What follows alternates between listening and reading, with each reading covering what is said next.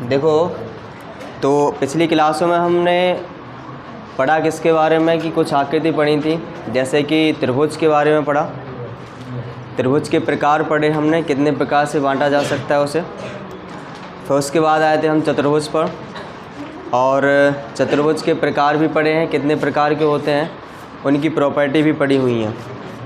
और उसके बाद हमने समरूपता भी पढ़ी थी कि समरूपता कहते किसको हैं, कब आकृति समरूप होंगी और कब आकृति समरूप नहीं होंगी। तो फिर त्रिभुज की उसके आधार पर हमने क्वेश्चन भी करे हैं, यानी प्रश्नावली भी करी है, 6A को कंप्लीट किया है। और फिर उसके बाद त्रिभुज की जो हमने लिखवाई थी, त्रिभुज की समरूपता कैसे होती है कि उनमें क्या क्या होने चाहिए, यानी उनकी संगत भुजाओं का जो अनुपात होना चाहिए वो बराबर होना चाहिए, और उनके जो संगत कोण होते हैं वो भी क्या होने चाहिए, बराबर होने चाहिए। अगर ऐसा है तो वे दोनों त्रिभुज कैसे होते हैं, समरूप होते हैं। तो उसी पर आधारित है एक आधार मूलभूत प्रमेय जिसको बोला जाता है थेल्स प्रमेय, या उसी को बोला जाता है समान अनुपातिक प्रमेय। तो उसी प्रमेय को हम यहाँ पर सिद्ध करने वाले हैं, और किस तरीके से वो आएगी वो देखते हैं, यहाँ पर समझते हैं। हाँ, ज़रा यहाँ से फीट उठा के ले अंदर से।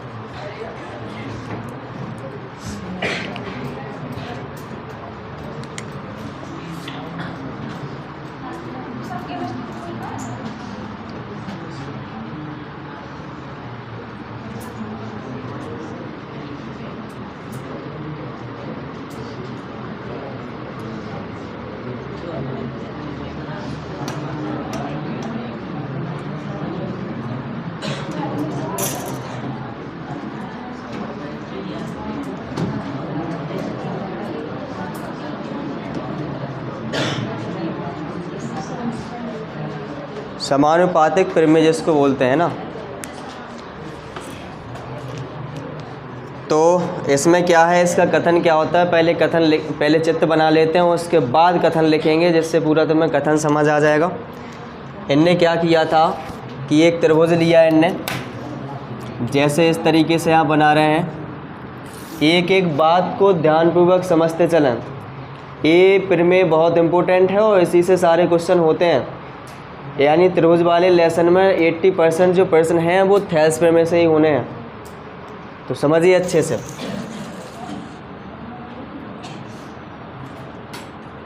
इनने एक त्रिभुज लिया था ऐसा,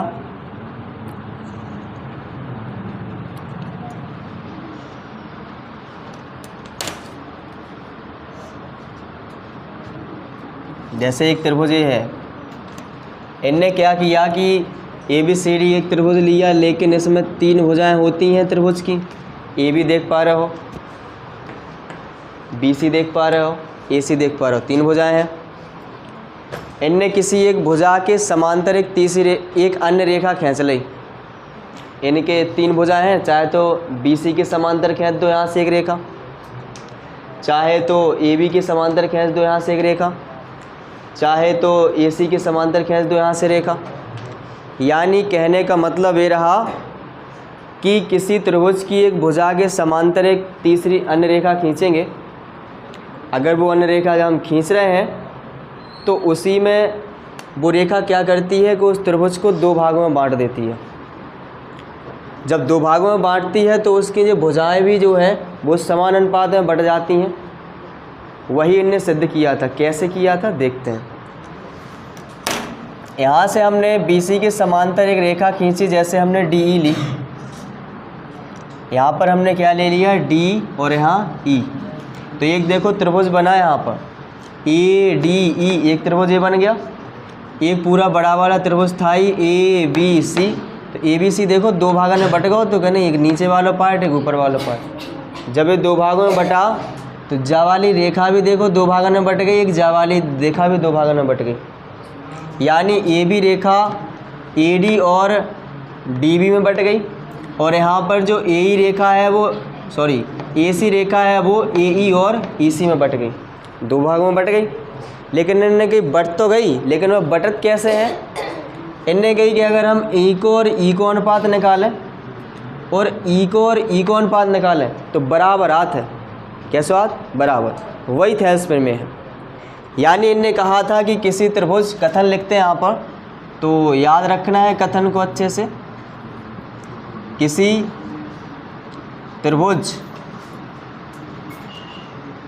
त्रिभुज की एक भुजा के समांतर, एक भुजा के समांतर खींची गई रेखा शेष दो भुजाओं को, देखो ई के समांतर खींची तो ये छोड़ के शेष दो भुजाएं जो बची ना, तो यहाँ पर लिखेंगे शेष दो भुजाओं को जिन दो बिंदुओं पर प्रतिच्छेद करती है, जिन दो बिंदुओं पर प्रतिच्छेद करती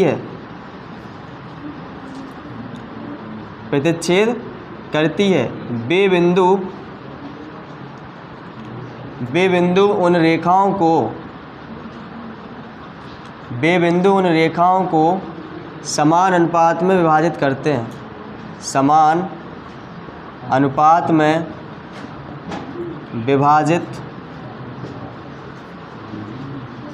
करते हैं।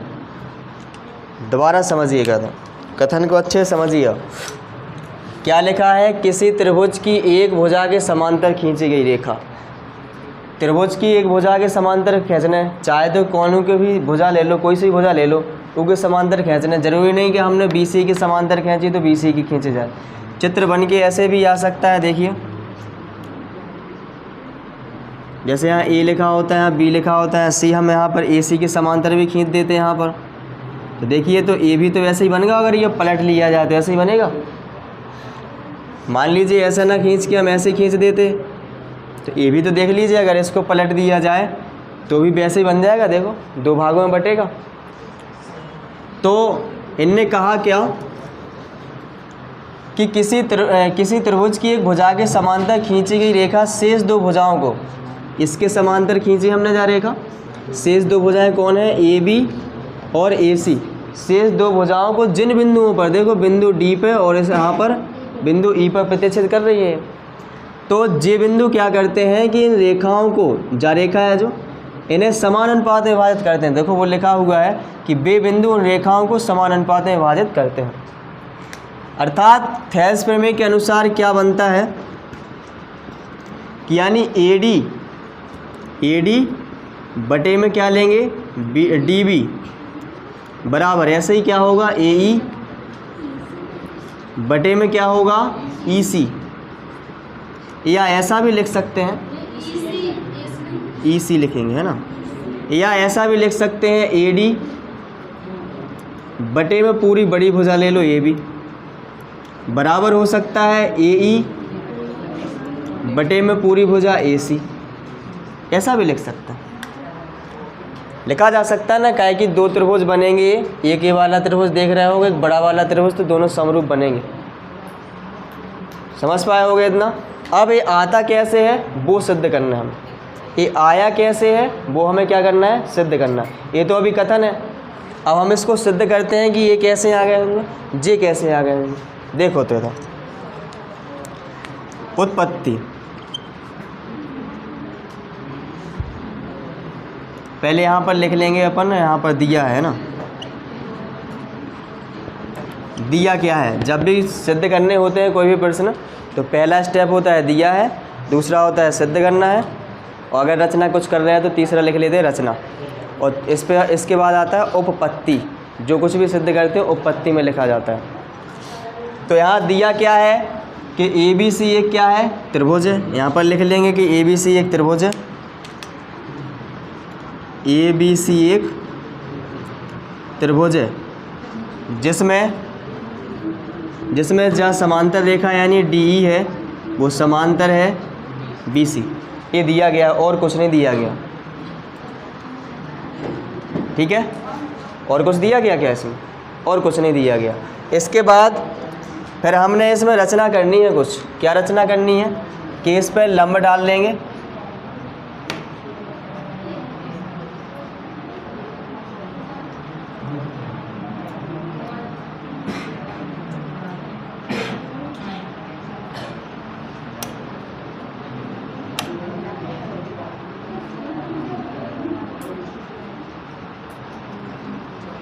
यहाँ पर ये दो त्रिभुज बनेंगे, यहाँ पर भी मिला लेंगे। समांतर भुजाओं के बीच में एक ही आधार पर बनने वाले जो त्रिभुज होते हैं उनका जो क्षेत्रफल होता है वो कैसा होता है, बराबर होता है। ऐसा यहाँ पर हमने ये लंब डाला है यहाँ n और यहाँ लिख लिया हमने m। क्लियर इतना? ध्यान से समझिएगा। यहाँ ये लंब है, लंब मतलब 90 कोण, यहाँ पर भी ये 90 कोण बन रहा है ऐसा। तो यहाँ पर लिखा जाएगा रचना। रचना में लिखेंगे क्या किया हमने रचना में। रचना में हमने किया कि dn लंब डाल दिया AC पर, dn लंब AC, पूरी रेखा है बड़ी AE या AC बोल सकते हैं, सीधी रेखा है ना वो, तो AE भी लिख सकते हैं। पूरी रेखा AC है, पूरी आगे बढ़ाते चले गए। किस पे डला हुआ है, AC पे, ठीक है। वो दोनों के लिए माना जाएगा। इस पे वो रेखा तो एक ही है ना, वो आगे बढ़ती गई, सीधी है बिल्कुल। तथा और क्या किया, इस तरफ भी डाल दिया हमने ME, यहाँ पर लिख सकते हो EM लिख दो या ME लिख दो। तो यहाँ पर हमने लिखा EM लंब डाल दिया काय पे, AB पर, खींचा। क्लियर है इतना? और क्या किया था हमने इनको भी मिलाया, BE और CD को मिलाया था कि नहीं। यहाँ पर लिखेंगे तथा BE तथा CD को मिलाया। बताओ, इतना ही किया था ना हमने। अब आते हैं अपन उपपत्ति पर, इसके अलावा और तो कुछ करो नहीं है। अब आते हैं उपपत्ति पर। उपपत्ति मतलब होता है प्रूफ, सत्यापन देंगे, इसका सिद्ध करेंगे किस तरीके से सिद्ध होगा ये। तो यहाँ देखिए ये दो भुजाएं कैसी हैं, ये भुजाएं समांतर है ना। देखो एक वाली DE और एक है BC, ये कैसी हैं, समांतर। इस आधार पर एक त्रिभुज देखो जो बनना होगा, जो कौन सा DEC बन रहा है। और इसी आधार पर एक देखो जो त्रिभुज बनना होगा, कौन सा BDE, इस आधार पर बन रहा है। तो समांतर भुजाओं के बीच एक ही आधार पर बनने वाले त्रिभुजों का क्षेत्रफल समान होता है। तो यहाँ पर लिखेंगे दो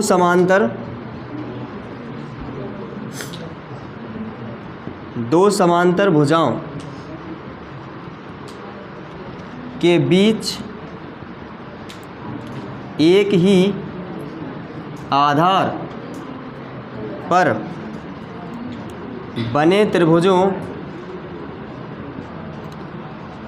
बने त्रिभुजों का क्षेत्रफल समान होता है। ठीक है, यानी जो ये इस आधार पे बना हुआ है ना, जो समांतर है तो इनके बीच में बनो, तो आधार क्या है इसके लिए, D। इस आधार पे कौन बना है, DVE। तो यहाँ पर लिखेंगे तब एरिया ऑफ त्रिभुज, यार लिखा मतलब एरिया ऑफ त्रिभुज DVE बराबर होगा एरिया ऑफ त्रिभुज DCE। लिखेंगे कि नहीं, ध्यान दो, यहाँ से लिख दो या ECD लिख दो, ECD बताओ, हाँ लिख दो, EDC लिख दो, ठीक है ना। तो यहाँ पर इनका क्षेत्रफल कैसा हो जाएगा, समान रहेगा। क्यों, क्योंकि ये दोनों समांतर रेखाओं के बीच में बने हुए त्रिभुज हैं। और जब दोनों समांतर रेखाओं पर एक ही आधार पर बने होते हैं त्रिभुज, तो उनका क्षेत्रफल कैसा होता है, समान। इसको मान लो समीकरण 1। आगे देखिए,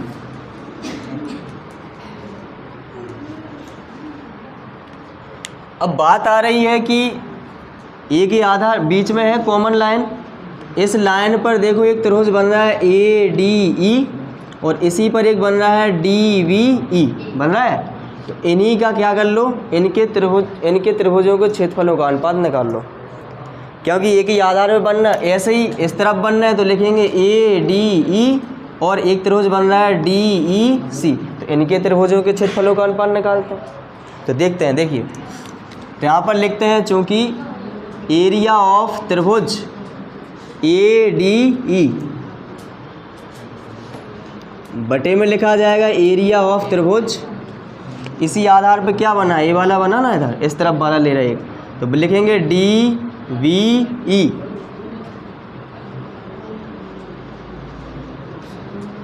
अच्छा, त्रिभुज का क्षेत्रफल क्या होता है, 1/2 आधार गुणे ऊंचाई, 1/2 आधार गुणे ऊंचाई। तो इसका क्षेत्रफल लिखेंगे तो लिखेंगे 1/2 आधार, ध्यान दीजिए ADE का आधार क्या होगा, त्रिभुज जो है वो ADE है, देख पा रहे हैं, त्रिभुज ADE जो है।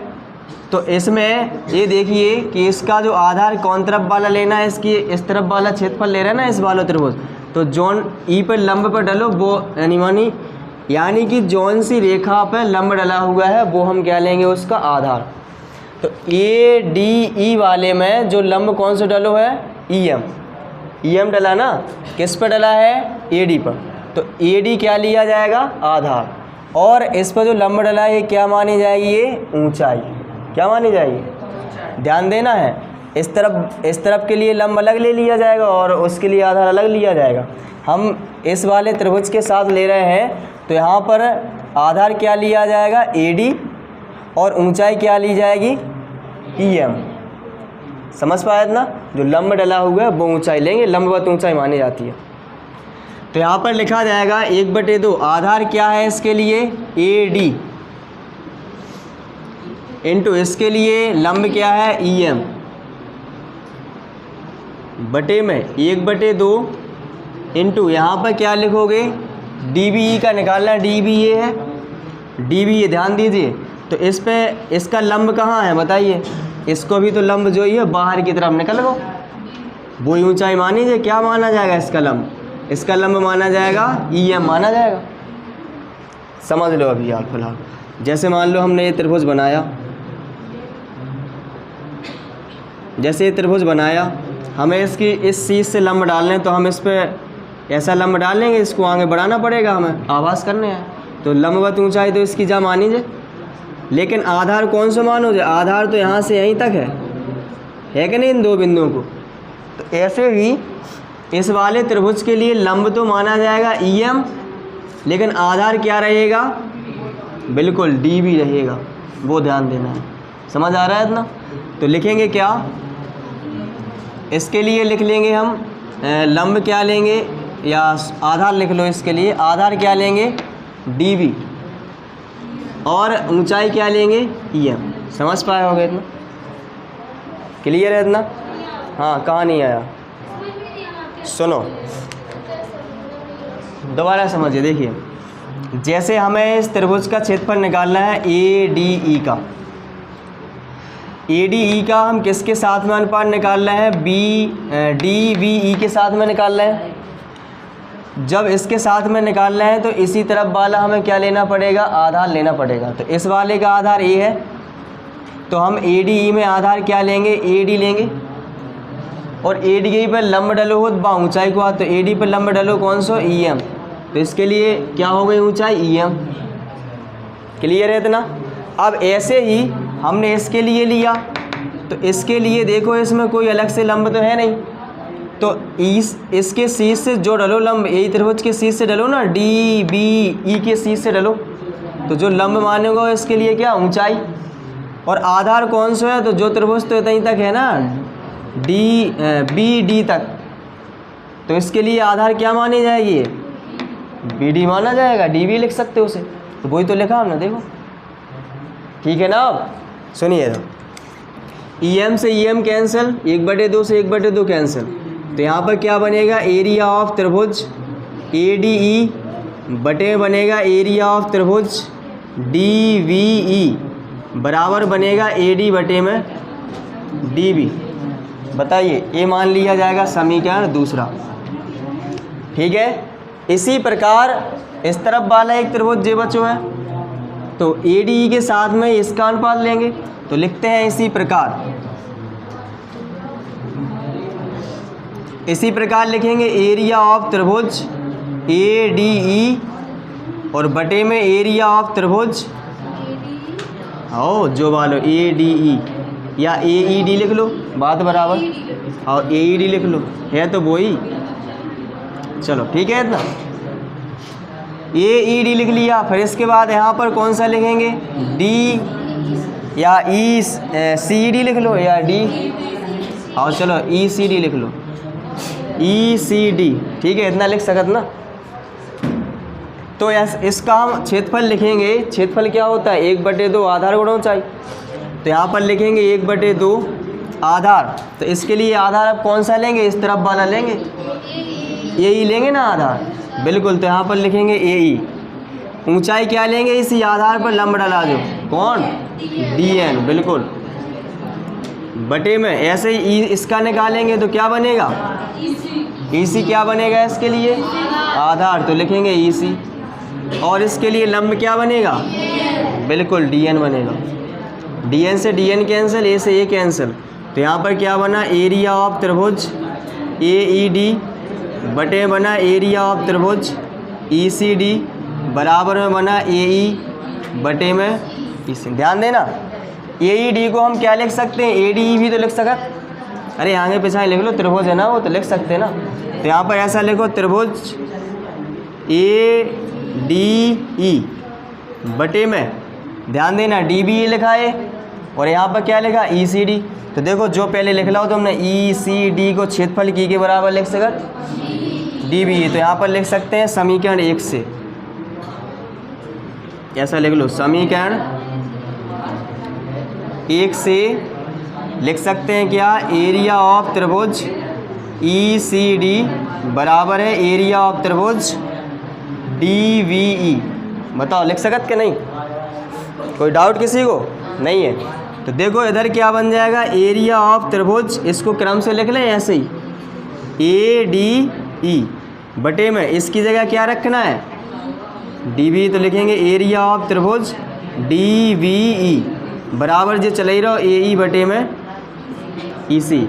इसको देखो समीकरण मान लो तीसरा। बस अब समीकरण 2 और 3 को देखो एक जैसे बन गए हमने, देखो देख पा रहे। अरे समीकरण में दूसरे और तीसरे में देखो एल एच एस बराबर है, देख पा रही। तो लिखेंगे तो उनकी आर एच एस भी क्या हो जाएगी। तो लिखेंगे समीकरण 2/3 से, समीकरण 2/3 से। तो क्या बन जाएगा यहाँ पर, ए डी बटे में डी बी बराबर में क्या बना, ए ई बटे में ई सी। बताइए ए ई सिद्ध करना था, देख लो, ए डी बटे में डी बी बराबर ए ई बटे में ई सी। जो भी सिद्ध हुई है हल कैसे, ये हो गया। इसी में क्या करना होगा, जैसे हमें एक जोड़ देंगे सो बन जाएगा वो। ठीक है, काय की हमें पूरी भुजा चाहना है, जो एक काय जोड़ रहा है, सुनो। अच्छा एक कैसे जोड़ना पड़ेगा हमें, सुनो। जैसे ये अलग अलग भुजाएं नहीं, हमें पूरी ए बी बनाओ ना। ए बी कैसे बनाओ, जब ए डी और डी बी जुड़ जाए, और जे कब जुड़ पे, जब में एक लिख के जोड़ दें, ऐसे हम लेके बन जाओ पलट के, समझ पाए। तो करते हैं उसके बाद, पहले इसको उतार लीजिए। किसी को कोई डाउट है? हाँ दोबारा समझ लो एक बार और समझ लो पुनः, है ना। हाँ शुरू से समझा रहे हैं। देखिए इसका जो कथन है, कथन तो यह है किसी त्रिभुज की एक भुजा के समांतर खींची गई रेखा शेष दो भुजाओं को जिन बिंदुओं पर प्रतिच्छेद करती है वे बिंदु उन रेखाओं को समान अनुपात में विभाजित करते हैं। ये कथन है। इस कथन के अकॉर्डिंग प्रमेय तक है। हम सिद्ध कर रहे हैं। कैसे सिद्ध होना है, यहाँ से। पहले जब सिद्ध किया जाता है कोई भी क्वेश्चन तो उसमें पहला स्टेप होता है दिया है जो दो का है, दो का हो तो केवल हमें जो पता हतो का ई का एक का है, एक त्रिभुज है ए बी सी। त्रिभुज कोई सा भी ले सकते, इसलिए हमने ए बी सी लिया। ए बी सी एक त्रिभुज ले लिया जिसमें इनने कही थी एक समांतर रेखा भी खींच रहे हैं, तो हमने क्या ले ली, डी ले ली, एक समांतर रेखा जो कि बी सी के समांतर है। ठीक है इतना। अब फिर क्या किया हमने, रचना करी। रचना क्यों आवश्यकता पड़ी, रचना ही काहे कि हमें इसको क्षेत्रफल निकालने आए इस वाले त्रिभुज को डी वी ई को, तो हमें लंबवत दूरी चाहने आए। लंबवत दूरी का मतलब होता है ऊंचाई से। हाँ खुद से करिए जा। ऐसे ही हमें इसका क्षेत्रफल निकालना पड़ेगा, तो यहाँ से लंब डालना पड़ा क्योंकि लंबवत दूरी चाहिए ऊंचाई। तो ये रचना कर ली हमने। और क्या कि इन दोनों रेखाओं को मिलाया सो ये क्षेत्र ये त्रिभुज बन गए। अब हमें उत्पत्ति करना है तो नियम होता है कि दो समांतर रेखाओं के बीच में एक ही आधार पर बने जो त्रिभुज होते हैं उनको क्षेत्रफल कैसे होता है, समान। यानी देखो जो समांतर भुजा है इसका एक आधार जो है वो ई आधार पर एक त्रिभुज जो बनो और यही आधार पर जो त्रिभुज बनो तो आधार एक जैसा है, तो उन पे जो त्रिभुज बनना है तो उनको क्षेत्रफल भी कैसे हुई है, समान। तो वही लिखा हमने। तो हमने क्या लिख दिया, एरिया ऑफ त्रिभुज DBE लिखा, देखो बराबर है एरिया ऑफ त्रिभुज ECD जो ही लिख दो ना। अब यहाँ आए हम तो एक आधार जो बनना हो तो ना कॉमन एक त्रिभुज जो है ADE, तो ADE को इस वाले त्रिभुज के साथ अनुपात निकाल लो और ADE को ई वाले त्रिभुज के साथ अनुपात निकाल लो बस। तो हमने यहाँ पर लगाया एरिया ऑफ त्रिभुज ADE बटे में जो वाले लोग तो DBE। अब त्रिभुज को क्षेत्रफल जाना तो 1/2 आधार गुणा ऊंचाई हो, तो हमने लिखा 1/2। इसके लिए आधार क्या माना जाएगा, जिस पर लंब डला हुआ है। लेफ्ट साइड वाला ले रहा है, क्या है कि लेफ्ट साइड वाला हमें ले रहे थे, यहाँ पर त्रिभुज ले रहा है ये वाला, तो यहाँ पर क्या लिया जाएगा इसका आधार AD और ऊंचाई क्या ले ली इसकी लंब यानी EM। ऐसे इसमें किया नीचे वाले को तो वो बन गया, ऐसे ही हमने n को ले लो है, यहाँ तक बना। फिर जो दिया गया था इसकी जगह पे हमने ये रख दिया DBE जो रखो। ये रखने के पश्चात ये समीकरण तीसरा बना, दूसरे और तीसरे को देखो LHS बराबर है इनकी, तो RHS भी क्या हो जाएगी बराबर। वो यही क्या है, थेरस्पर में है। समझ पाए, कोई डाउट किसी को? तो चलो उतारो फिर जल्दी।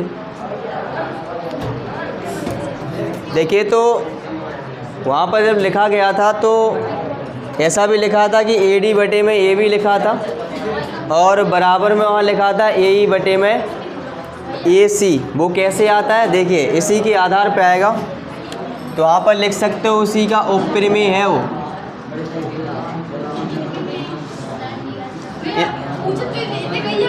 वो भी पूछ सकता है। इसको उतारिए AD बटे में है यहाँ पर DB बराबर में AE बटे में EC, ये दिया गया है। अच्छा ये देखो कि ऐसा त्रिभुज बना था उसमें, देखो जरा ABC यहाँ पर था, D यहाँ E।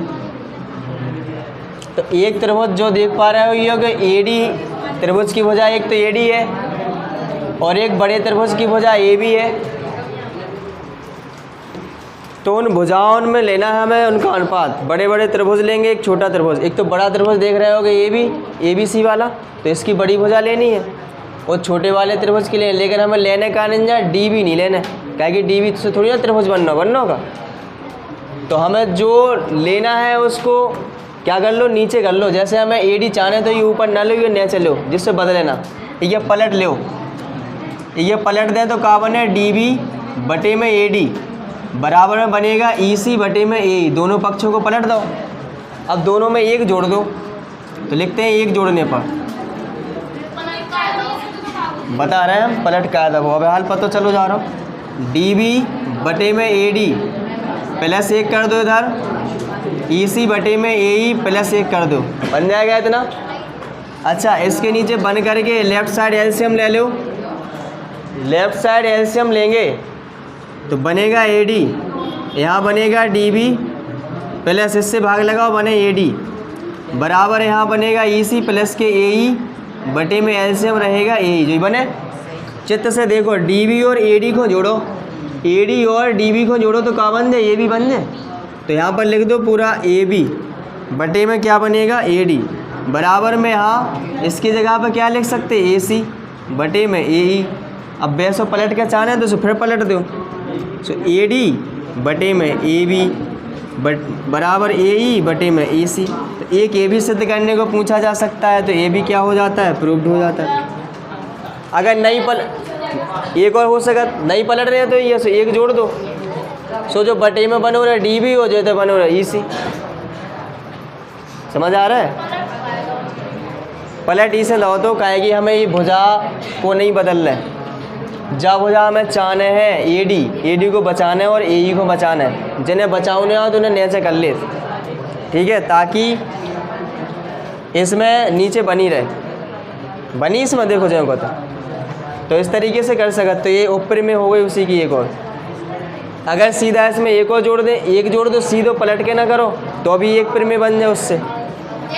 हाँ, इसमें क्या हो जाए, यहाँ पर नीचे क्या आ जाएगा, जे बना रहेगा डी बी, यहाँ पर डी बी रहेगा, यहाँ पर क्या रहेगा ई सी, और बाकी जो ऊपर सही जाएंगे तो ही ना। ठीक है, कर लो ना ऐसा, उतार लो उसको।